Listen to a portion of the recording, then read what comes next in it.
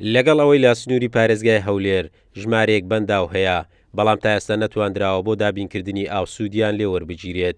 یەکێک لەو بەنداوانەش بەنداوی بێخمەیە کە ساڵانێکی زۆرە هەوڵ هەیە جارێکی تر دەست بە تەواوکردنی بکرێت.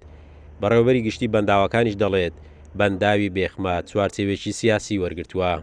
بەخمە زۆر هەوڵی بۆ درا بەڵام کەوتووە تەنها سەرکردای سیاسی کورد دەبێت دراسەیەکی بکەوە ئاسانیش نییە ئێستا بە ئەو کاتی دراسی بۆ کراوە دووبارە لە ساڵی 2045 عایلە دەکەوت با بڵێن شوێن دەگوازرانەوە ئێستا لەوانێت 4 ئەوەندە و 5 ئەوەندە بوو بێ.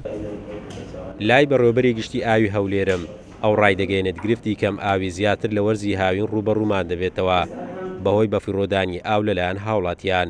وتیشی دروستکردنی بەنداو بەشێکی زۆری کێشەی کەم ئاوی چارە سەر دەکات. ئەو برە ئاوەی کە ئێمە ساڵ 12 مانجێ دابینی دەکەین ئێمە نەفسی ئاوە دابینی دەکەین بەڵام کە دەگاتە هاوین خەڵک دەڵێ ئاوم نییە ئاوەکە بە ئستخدامە یاخود بڵین بە غەڵەت بەکارهێنانی ئاوەکانە یاخود بە هەدەردانی ئاوەکانە بەنداو زروریە. یەک لەو بەنداوانە ئێمە کە باسی دەکەین بەنداوی منداوەیە کە پێش پرۆژەکانی ئێمەیە کە ئەو بەنداوە دەتوانین بڵین ئاوەکی باش گرداتەوە هەم بۆ هەولێر بۆ خواردنەوە هەم بۆ زراعەت.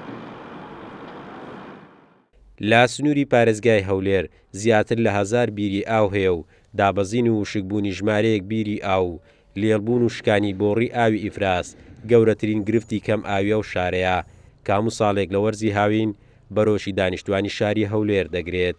قارەمان جەوهەر، کورسات نیوز، هەولێر.